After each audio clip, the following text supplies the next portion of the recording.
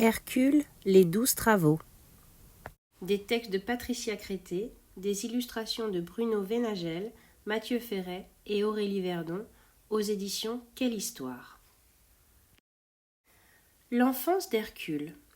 C'est à Thèbes, en Grèce, que vivent Alcmène et son mari Amphitryon. Ils sont très amoureux, mais un jour, Zeus, le roi des dieux, prend la forme d'Amphitryon pour séduire Alcmène. De cette union va naître un petit garçon, Hercule. Fils d'une mortelle et d'un dieu, il est doté d'une incroyable force. Une nuit, alors que le jeune enfant dort paisiblement aux côtés de son frère Iphiclès, 2 serpents se faufilent dans leur berceau. Iphiclès est terrorisé, il pleure et appelle sa mère. Hercule, qui n'est pas du tout impressionné, s'empare des serpents et les étrangle. Très vite, Héra, la femme de Zeus, apprend l'existence de l'enfant. Terriblement jalouse, elle va tout faire pour embêter notre héros tout au long de sa vie. Une jeunesse tumultueuse. Le jeune garçon apprend le maniement des armes. Il est très indiscipliné et très fort aussi. À 18 ans, il mesure plus de 2 mètres. Le temps passe, il se marie et devient papa. Mais un jour, pris d'un coup de folie sous l'influence de la déesse Héra, il s'en prend à sa femme et à ses enfants. Plein de remords, il va rencontrer la Pythie, l'oracle de Delphes. On dit que cette femme, choisie par les prêtres, parle au nom des dieux et prédit l'avenir. Elle lui dit « Tu as fait de très, très grosses bêtises. Voilà ta punition. Tu vas te mettre au service de ton cousin Eurysthée, le roi de Mycène, pour 12 ans. Il va te mettre à l'épreuve. J'ai confiance en toi. Allez, va !» Première épreuve, le lion de Némée. Eurysthée ordonne à son cousin de réaliser une épreuve obligatoire chaque année. Ce sont les 12 travaux d'Hercule. La première épreuve entraîne Hercule à Némée, en Arcadie. Là vit un lion dont la peau est si dure que le fer ne peut la transpercer. Le fauve terrorise les habitants. Il dévore les troupeaux, mais aussi des enfants. Hercule, lorsqu'il le voit, tire une volée de flèches qui rebondissent sur la bête. Puis, il utilise sa massue qui se brise. Alors, il décide de prendre la bête à bras-le-corps et de l'étrangler. Ce qu'il réussit à faire tant sa force est herculéenne. Très fier, il rapporte l'animal à son cousin et attend sa prochaine épreuve. Deuxième épreuve, l'hydre de Lerne. L'hydre est un monstre à plusieurs têtes, 5, 9, certains disent 100, mais c'est un peu exagéré. Ces têtes, chaque fois qu'on les coupe, repoussent en double. Un vrai problème pour Hercule. Recouvert de sa peau de lion pour éviter les morsures, il se rend à côté de la ville d'Argos où vit la bête, près d'un marais. Notre héros tente de couper les têtes de l'hydre, mais celle-ci repousse à une vitesse terrifiante. Alors Hercule appelle son neveu Iolasse à la rescousse. « Viens m'aider, allume ces branchages et, dès que j'ai coupé une tête, tu brûles la plaie. Comme cela, elle ne repoussera pas. » Sitôt dit, sitôt fait. Et fort de cette ruse, les 2 hommes viennent à bout de cet horrible animal. Troisième épreuve, le sanglier géant d'Érymanthe. Cette espèce de cochon sauvage, très grand et très gros, habite les forêts du mont Érymanthe, au nord-ouest de l'Arcadie. Hercule doit rapporter l'animal vivant à son cousin. Après un long et périlleux voyage, le voilà enfin arrivé dans la région où vit le sanglier. « Il va falloir être malin, se dit-il, car je ne dois pas le tuer. » Alors, il creuse un trou dans la neige et pousse l'animal dans le piège. Celui-ci s'épuise pour en sortir. Cela permet à notre héros de l'attraper, l'enchaîner et le rapporter sur son dos à Mycène, chez son cousin. Quatrième épreuve, la biche de Cérynie. Eurysthée demande maintenant à Hercule de lui ramener un nouvel animal extraordinaire. Ah, cette biche, elle est magnifique dans son repère de Cérynie.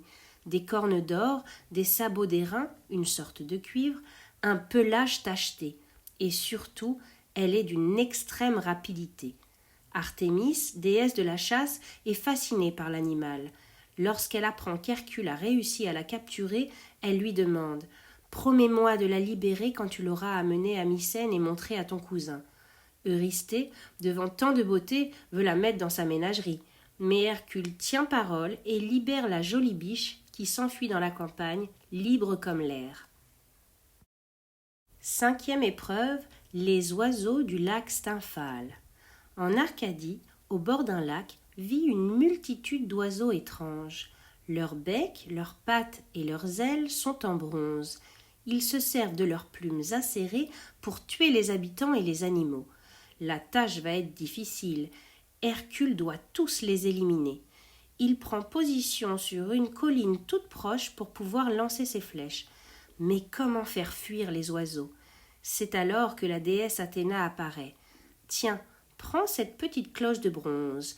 Elle fait un bruit terrible et va effrayer les oiseaux qui s'envoleront. Tu pourras alors leur envoyer tes flèches. Et c'est ainsi qu'Hercule réussit à abattre la plupart des volatiles. 6e épreuve, les écuries d'Augias. Augias, le roi d'Élis, une cité du Péloponnèse, est l'homme le plus riche de la terre. Ses étables abritent des centaines de taureaux et de vaches. Mais elles n'ont pas été nettoyées depuis des années. L'odeur est épouvantable. Hercule devra tout remettre au propre en une journée seulement. Une épreuve que tous disent impossible. Et pourtant, Iolasse donne un nouveau coup de main à son oncle. Nous allons faire un trou dans le mur des étables et détourner le cours des 2 ruisseaux qui passent à côté de la ferme. En un rien de temps, tout sera propre sans avoir à balayer. Pas mal, mon idée, non? Encore une fois, Hercule réussit son épreuve. 7e épreuve, le taureau crétois de Minos. Ces 6 premiers travaux sont devenus des exploits incontestés. Toute la Grèce célèbre le héros. Eurysthée, un peu jaloux, décide alors d'éloigner son cousin de Grèce. Et voici ce dernier en route pour la Crète, où règne le roi Minos. Une bête terrible ravage l'île et Hercule doit la capturer. « Je suis bien content que tu sois venu nous débarrasser de ce taureau à la force incroyable, » lui dit le souverain. « En plus, il crache des flammes, méfie-toi. » C'est à main nue qu'Hercule attaque la bête. Après un long combat, il arrive à le neutraliser. Bien enchaînée, elle est transportée à Mycène. Preuve une nouvelle fois qu'Hercule est le plus fort de tous les Grecs. 8e épreuve, les juments de Diomède.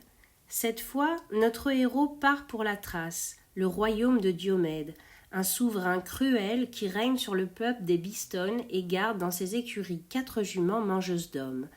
Elles se nomment Dinos, Lampon, Podargos et Xanthos. Hercule va devoir les attraper. Aidé de son ami Abdère, fils du dieu Hermès, il réussit à les capturer. Malheureusement, les redoutables créatures dévorent le pauvre compagnon d'Hercule. Fou de désespoir, ce dernier s'empare du roi Diomède qu'il donne à manger à ses propres juments. Enfin rassasiée, celle-ci se laisse conduire à Mycène sans trop de résistance. On dit que Bucéphale, le cheval d'Alexandre le Grand, serait un descendant d'une des juments de Diomède. 9e épreuve, la ceinture d'Hippolyte, reine des Amazones. Cap vers le nord, vers la terre des Amazones. Le voyage en bateau est long et pénible, surtout que notre héros a le mal de mer. Après plusieurs jours de traversée, l'équipage arrive dans le port de Thémiskir, où vit la reine Hippolyte, qu'Hercule doit approcher de très près pour s'emparer de sa ceinture en or. La reine tombe amoureuse du héros et lui dit « Tu veux cette ceinture ? Je te la donne en signe d'amour. » Tout aurait bien pu se terminer, mais c'était sans compter sur la jalousie de la déesse Héra qui organise un complot dont Hippolyte est la victime. Les Amazones s'attaquent alors à Hercule et ses compagnons qui doivent s'enfuir précipitamment. Heureusement, ils repartent avec la fameuse ceinture. 10e épreuve, le troupeau de Gérion. Direction le sud de l'Espagne, près de Gibraltar, dans l'île d'Éricie. Hercule doit s'emparer du troupeau de bœufs du monstrueux roi Gérion qui possède 3 têtes, 6 bras et 3 corps. Il voyage par le sud, à travers l'Afrique, et pour signaler son passage vers l'Europe, de toute sa force, il frappe un grand coup sur le sol, ce qui provoque un grand tremblement de terre. Cela crée une ouverture de la Méditerranée vers l'Atlantique et 2 montagnes, baptisées colonnes d'Hercule. Après avoir envoyé 3 flèches dans chacune des têtes de Gérion, il s'empare du troupeau et commence le chemin du retour par le nord à travers l'Europe. 11e épreuve. Les pommes d'or du jardin des Hespérides. C'est dans un jardin extraordinaire que pousse le pommier aux fruits d'or sous la garde des filles d'Atlas appelées les Hespérides. Hercule part à la rencontre de leur père, le titan qui soutient la voûte céleste. Atlas dit « Je suis le seul à pouvoir me rendre au jardin et te ramener les 3 pommes d'or, mais il faut que tu portes le ciel à ma place. » Hercule accepte. Atlas, qui a récupéré les pommes, serait bien heureux de laisser Hercule porter le ciel. Notre héros comprend qu'il va devoir ruser. Très bien, je garderai le ciel, mais peux-tu me remplacer le temps que je protège mes épaules pour ne pas me blesser ? Atlas accepte. Hercule en profite pour ramasser les 3 fruits et file vite les rapporter à Mycène. 12e épreuve, le chien Cerbère. Voici la dernière épreuve, se rendre dans les enfers pour attraper son gardien, le chien Cerbère. C'est au cap Ténare, dans le sud de la Grèce, qu'Hercule emprunte le tunnel qui mène dans ce monde souterrain. Il rencontre Hadès, le dieu des morts, avec qui il a une grande discussion. « Je suis venu pour enlever Cerbère, lui dit notre héros. « Pourquoi pas, lui répond le dieu, mais à condition que tu n'utilises aucune arme. » Marché conclu. Hercule suit les traces de l'animal, le trouve et réussit à l'immobiliser. Il ramène le chien à Mycène, mais Eurysthée, terrifié, ordonne à son cousin de renvoyer le molosse aux enfers et de quitter la ville pour toujours. Les dernières années. Hercule, notre vaillant héros, a terminé ses 12 longues et pénibles épreuves. Il va maintenant pouvoir se reposer. Il se remarie, fonde une nouvelle famille et a plein d'enfants. Mais il n'est toujours pas très sage. Sa femme, jalouse et déçue, se venge en l'empoisonnant. Les douleurs sont terribles, il pleure, il crie, quand soudain Zeus arrive avec son char et l'enlève pour rejoindre l'Olympe, le domaine des dieux. Hercule accède enfin à l'immortalité et épouse Hébé, la déesse de la jeunesse. Il est désormais fidèle et son histoire devient connue dans le monde entier. Légende de la carte. 1. Némée. Situé en Arcadie, dans la péninsule du Péloponnèse, le lieu est connu pour avoir été un centre religieux important. Des jeux sportifs s'y déroulaient. 2. Lerne. Cette zone marécageuse se situe au sud de la ville d'Argos, dans le Péloponnèse. On y cultive oliviers, tabac, coton et céréales. 3. Le mont Érymanthe. Il se dresse à plus de 2000 mètres d'altitude au nord-ouest de l'Arcadie, dans une région sauvage et boisée. 4. Sérigny. C'est une ville mais aussi une colline de l'Arcaïe, cette région située au nord-ouest du Péloponnèse. On y trouve de nombreux petits villages. 5. Stymphale, ville d'Arcadie. Des ruines antiques et celles d'un monastère cistercien du XIIIe siècle témoignent de son passé prestigieux. 6. Élis. Toujours dans le Péloponnèse, cette cité était chargée d'organiser les Jeux olympiques. On découvre une acropole, un théâtre et une agora antique. 7. Crète. Cette grande île, située au sud de la Grèce, est connue pour sa production d'huile d'olive. La plus grande ville est Héraclion. 8. Thrace. Cette région dominée à l'origine par des soldats et des prêtres se partage aujourd'hui entre la Bulgarie et la Turquie. 9. Témiskyre. Il ne reste rien de la ville antique située en Cappadoce, actuelle Turquie, qui devait se localiser près de la ville de Thermes, au bord de la mer Noire. 10. Cadix. On suppose que l'île légendaire d'Hérissie correspond à un lieu situé non loin de la ville de Cadix en Espagne, réputée pour la pêche et son chantier naval. 11. Gibraltar.